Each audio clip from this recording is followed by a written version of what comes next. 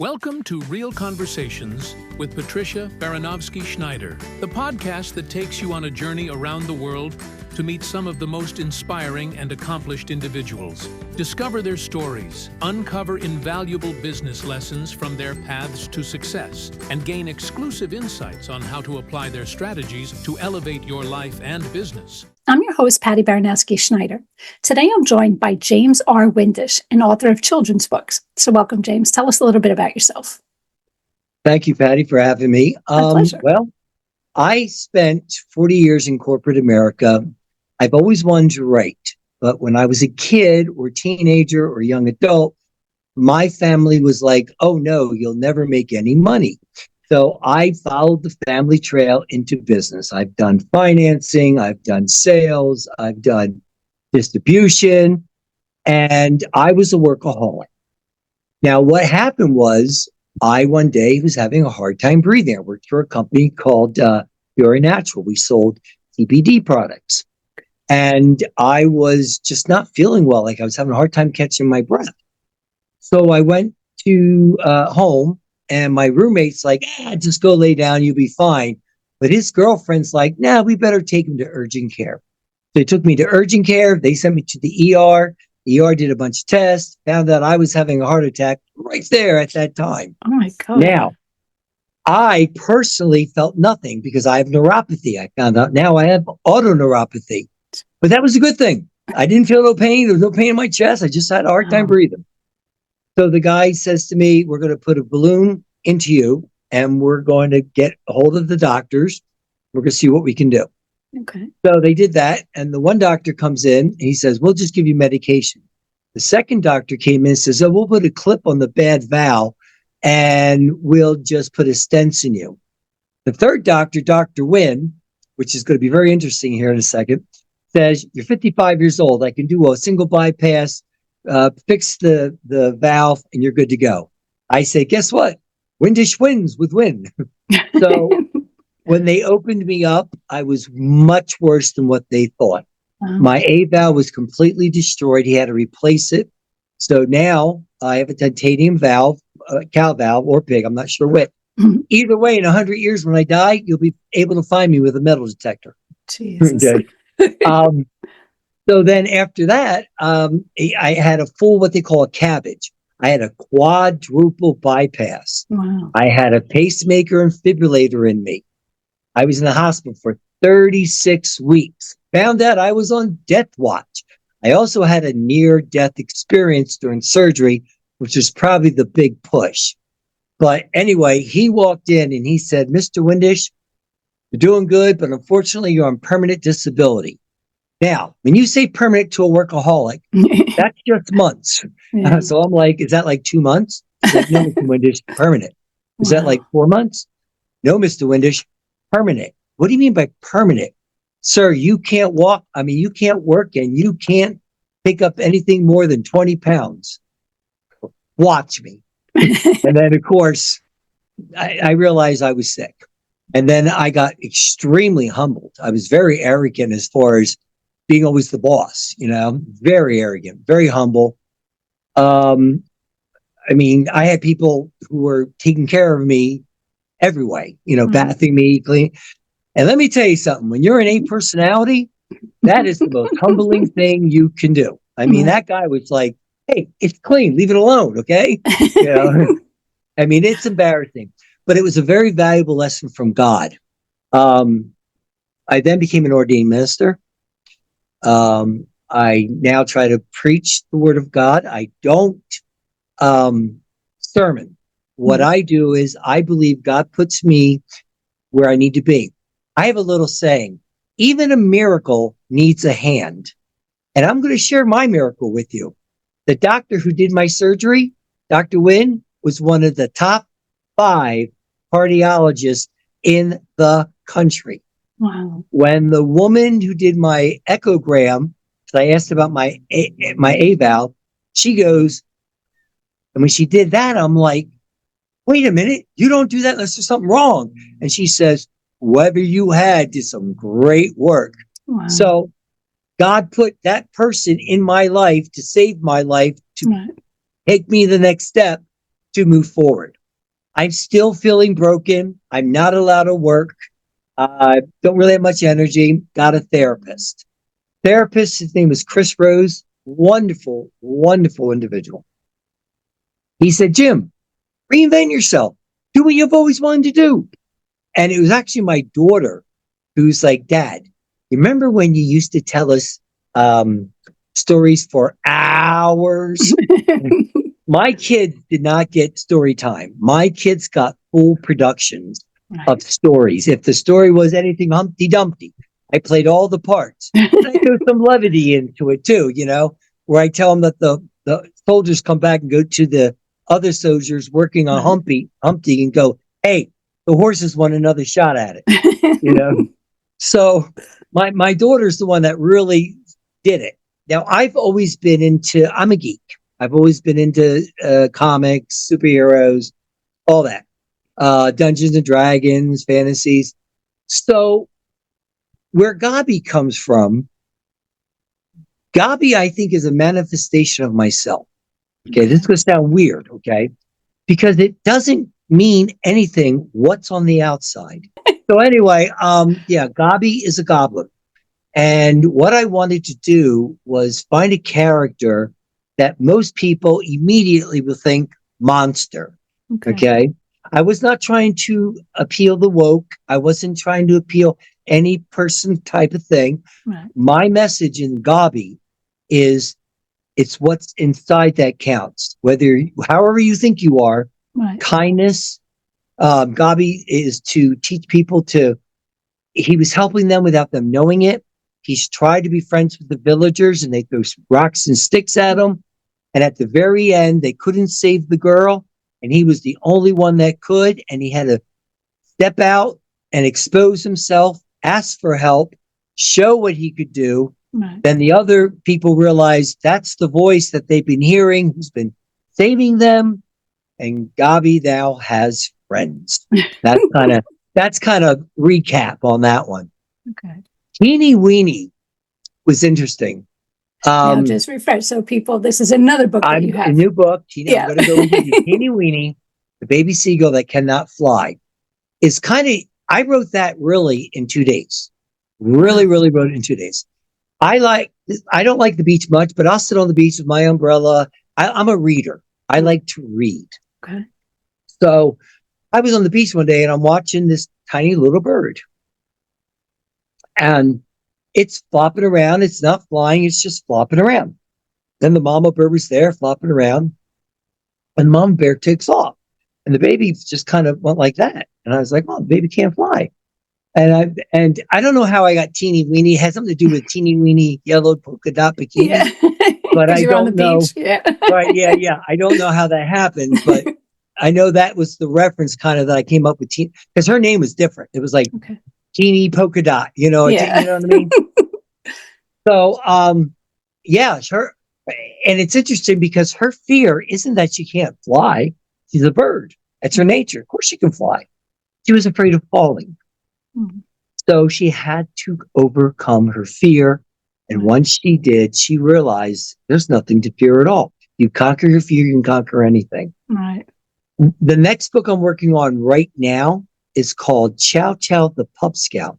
That one's going to be about determination, and you can do anything you want to as long as you put your mind to it. I'm also working on a sci-fi fantasy. Of course, time travel. I'm a geek. I have to have time travel. And it's got to be the kind of travel that when you're done reading the book going, whoa, wait a minute. I didn't grasp that off. I'm real big, even with my novel that won't be out for years yet. I'm real big of tying everything back together or putting a reference in this book, but this book explains it type thing. You know what I mean? Right. But that's my progress right now. And as far as my life, my job is to take care of my mom until she passes. Hopefully it won't be, too soon. I think she's got another year in her at least. I love when she goes, I go, Mom, I said, good morning. Or I'll knock on the door and she'll say, yeah, Jim. I go, hey, it's a good morning. You're breathing. That's fantastic. Keep that up. Or I'll say something like, Mom, you alive? And she says, yeah, but I hurt. I said, hey, it's still a good day. You're alive. Yeah. You know, so I'm not as sick as her. I'm functionable, Right. and I have diabetes. I have a heart condition. I have neuropathy. I have kidney disease, and I've got autoneuropathy. So I'm a mess too. But you know what? Take my pain pills. Take my pills. I'm going to go forward. God's only going to let me handle what I can. Right. And so I just serve, like with my girlfriend, her father's being taken care of. I go over there sometimes. I love to cook. I went to culinary school in the Navy. But the Okay. truth is, I didn't learn really how to cook until I pulled my back out, and I was stuck on my back for about 6 weeks. Okay. And unfortunately, I only got basic channels, CBS, ABC, Food Network, and PBS, you know? Right. So I would watch the Food Network over and over, Rachel Ray, Gordon Ramsay. Mm-hmm. So I learned a lot of recipes. Okay. So with my culinary skills, learning recipes, pretty good for my family. So my mother's even like, Jim, I can't do this. I said, what can't you do? How do you make sauce from scratch? How do you make gravy from scratch? Mom, it's not that difficult. It's 3 ingredients and we're done. So we're going to do a cookbook in your future? You know what? That was a thought, but my recipes are family recipes, things that there's nothing that's really mine in far as cooking other than flavor. Okay. No, I want to finish my children's book because I even got one that's in my concept book. Okay. And I don't know if it's going to come to light or not, but basically it's about a fish. It's about identity. Who am I? It's about identity. Right. Okay. And it's about a parrotfish, and Father Nature comes and he's breeding all the new life that spring.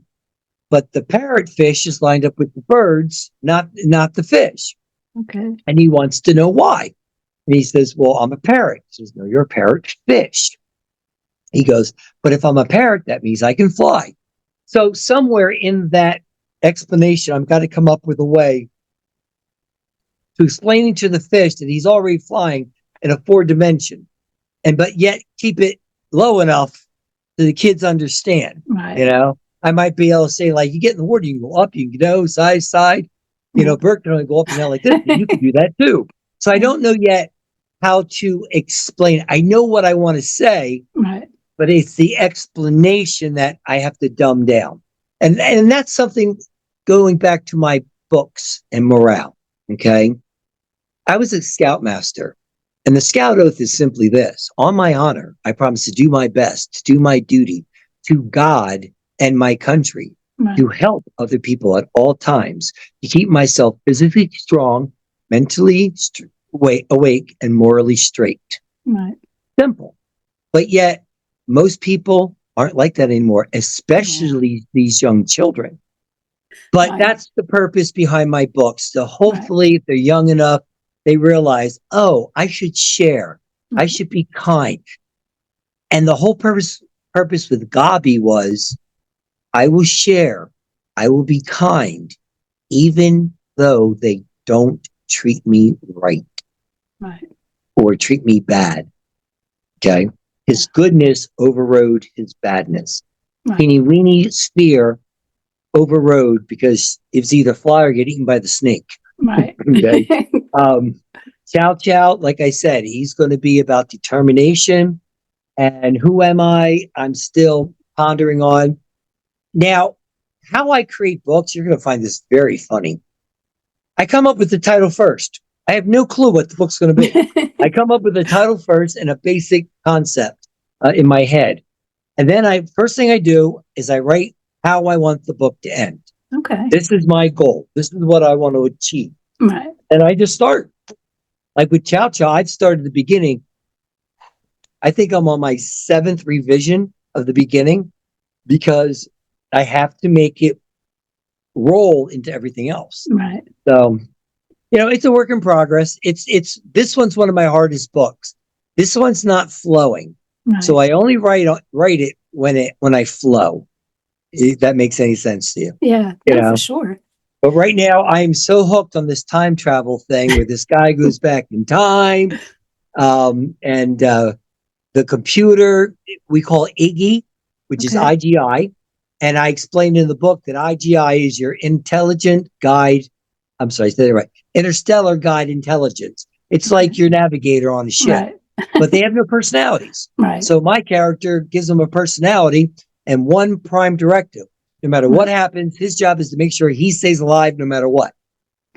So in a nutshell, and I'm just going to paraphrase everything. Okay. The ship keeps him alive Right. by targeting this particular meteor that puts out a certain radiation that kills human tissue. But before the radiation hits, it causes a temporal displacement. So to save his life, she had to take, or Iggy had, female voice, had to take him back in time. When they crash landed, the people that are going to rescue him know where he's from because the computer tells them and gives them a crystal.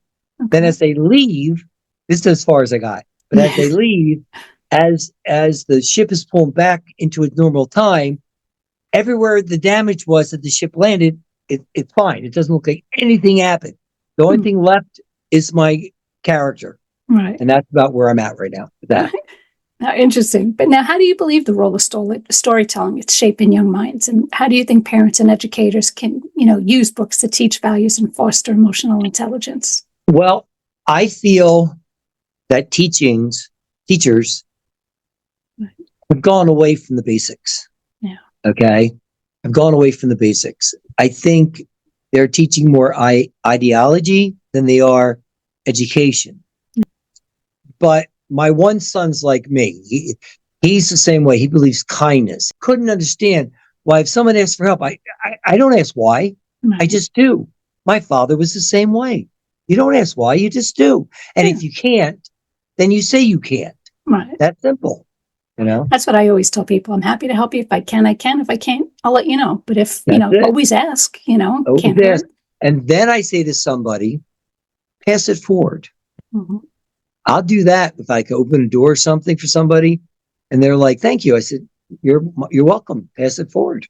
Yeah. And I believe, this is true, I believe one person can make a difference in people's lives. Absolutely. And with my books, it's kind of like this.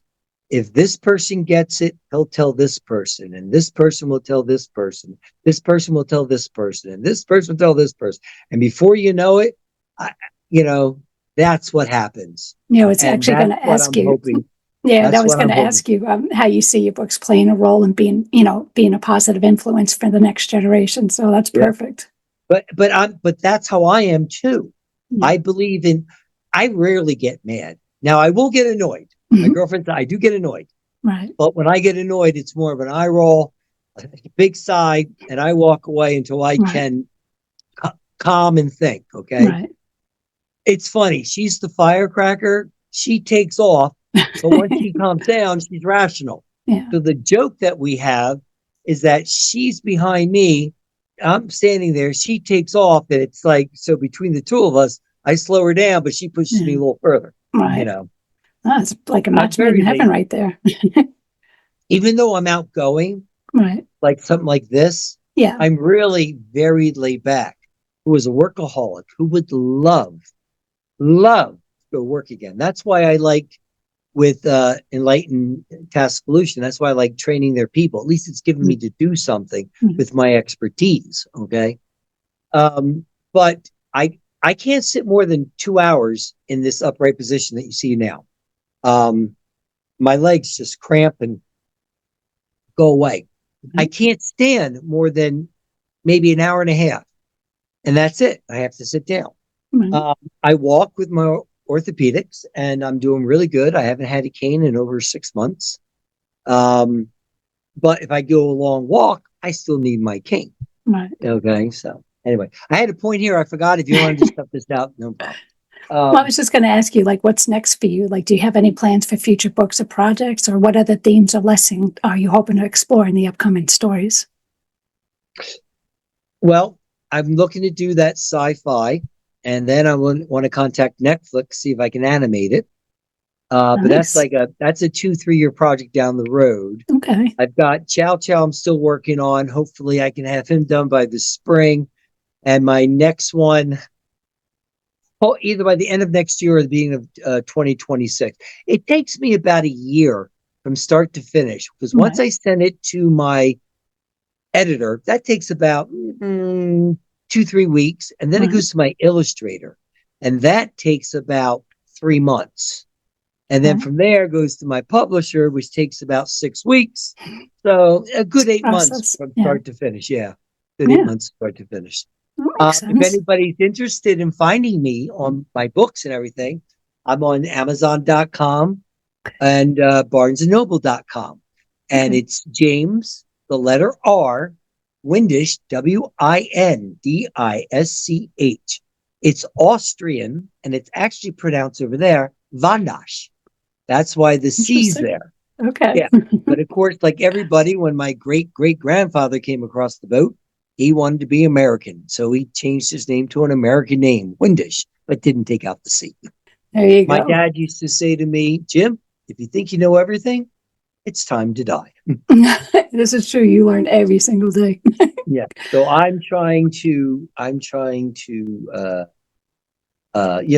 do the teachings of my father. I still hear him on my shoulder. Jim, if you think it's wrong, it's wrong. And my famous line of my father, when I would used to get my lecture, my father never hit me. I always got grounded. Right. And he wanted to educate my mind, made me read all the time. So he would say, Jim, I said, yeah, Dad, can I ask you a question? Yeah, Dad. Do you have brain damage? No. Are you sure? Yeah. Good. Have a seat. Maybe you'll understand what I'm about to tell you. And I would get my lecture, whatever it is I did. And I was a practical joker back then. Right. So one time I did something really bad, and as he's telling me, he's laughing. And I'm like, Dad, see, it was funny. He goes, I Jim, didn't think so. funny, but wrong. So, Nice. yeah. Teacher's in the classroom, and she goes, boys and girls, I want you to tell me what grows 10 times its size when stimulated. Little girl goes, oh, you're in trouble. I'm going to tell my mother who's going to tell the principal. Teacher ignored the little girl and said, class, what expands 10 times its size when stimulated? Little girl jumps up again and goes, I can't believe that you're asking these questions to us 6th graders. That's disgusting. I'm telling my mom when I get home. Teacher ignored her one more time. She goes, class, what? And then little Johnny raises his hand. Johnny stands up, goes, BI. Teacher, she goes, that is correct. She turns to the little girl and goes, first of all, you have a dirty mind. Second of all, you didn't do your homework. And third of all, boy, are you going to be disappointed. Okay. No, But yeah, still. and that to me is like perception. Yeah. You know what I mean? It's like, Right. Too funny. that's my life. I try to live it to the fullest, and I like to help. I don't know. My dear left, I was different before my near death experience. Okay. I was more arrogant. I was so funny, outgoing, Right. but my word was law. Okay. I don't want to hear it. I don't want to understand it. I just want it done. Right. Typical A personality. Now I'm still an A personality with, I want to get it done, but now I'm open up to say, what do you think? Right. Tell me your opinion. See if you can help me be a better person. Right. And my other philosophy is to be better than I was yesterday. You know, you get a lot of these. Can we talk about Christianity for a minute? Sure. Okay. We get a lot of these Christians that get baptized and they feel the Lord and they love the Lord and they're going to be with the Lord. Then they have their first temptation and they fall. I'm not worth the Lord. And they go away because baby Christians aren't nurtured. Mature Christians know we believe in God. We believe in prayer. Okay. We also believe we're human. We're going to have good days. We're going to have bad days. But when we sin, we don't fall apart. We pray for forgiveness and try to be better the next day. Simple. Right. And my brother says to me, what would Dad want you to do? Take the spirit chip, just put it in my heart. Exactly. But you know what? Here we go back to God. It was meant to be. Right. I've been here now for almost 6 years. It took about 2.5 years, but my mother and I were able to hash out our issues. Right. And now I've never been closer to my mother in my life. Now, I also Nice. joke with her and say, I'm only nice now because I know you're dying. Oh. You know? She knows you're She says, joking. I tell her all the time, I said, Mom, like even when we fight, we still argue and fight a little bit, Right. but it's not like it was. I go, Mom, I love you. Understand that. But is there No. anything else you want to add that we didn't touch on yet? On the children's books, I just wish that people will get it, read it. I have 2 different publishers, Okay. but you can get it from Amazon.com, Gobby the Friendly Goblin, and Teenie Weenie the Baby Seagull that cannot fly on BarnesandNoble.com. I think Barnes and Noble is better price. I didn't ever realize Amazon's allowed to add a couple dollars for themselves. Oh, interesting. So Okay. I deliberately did the book low because I take 10% of my money and I give that to charity. Nice. I haven't made any real money yet. You know, Okay. Yeah. so far charity's only got $20, but that's what I do. It's a start. You know? It's a start. So I take 10% of charity because that's the purpose behind the books. Okay. Keep them low, keep them that people want to read. Parents read. I don't know how many parents read bedtime stories anymore to their children. They need to do that. They need to invoke their imagination. They need to give them sound advice of, look, Teenie Weenie overcame her fear and she can fly. What's your fear? You know, overcome it. You can do it. Oh, I agree. That's my mission. And even not in the books, even as I walk the streets, if I see someone dropping groceries, I will reach down and help pick them up. Anything I can do. And that's why when I read your initial notes about kindness, this world is losing kindness, tenderness, understanding, compassion. They're going. It's being replaced by hate and no tolerance and just deplorable actions, you know? And it's got to change. It's got to change. So now, I agree 100%. But now, how can people get a hold of you or learn more about you? Well, I am in the process of getting a Facebook social media up with my marketing company, and that will be up. So soon we should be able to find me on Facebook. Okay. You can find me on Facebook under Jim Windisch. Okay. And if you want my books, like I said, Barnes and Noble, probablyourbestbet.com. Just put my name in it, and they both come up. Awesome. Well, thank you again for being on the show. Again, that was James R. Windisch. Never miss an episode by subscribing. So thank you again. Patty, thank you for having me. Have a good pleasure. day. You too.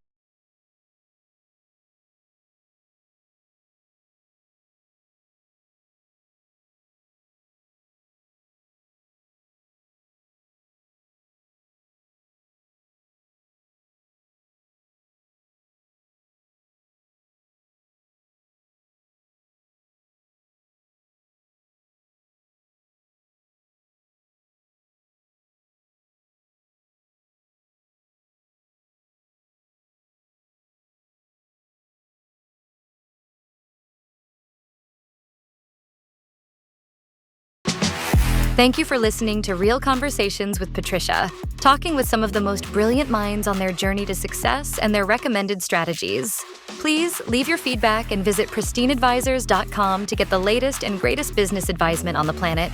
Feel free to let me know your thoughts, suggestions, and anything else you'd like me to cover. Together, we can make success happen for all.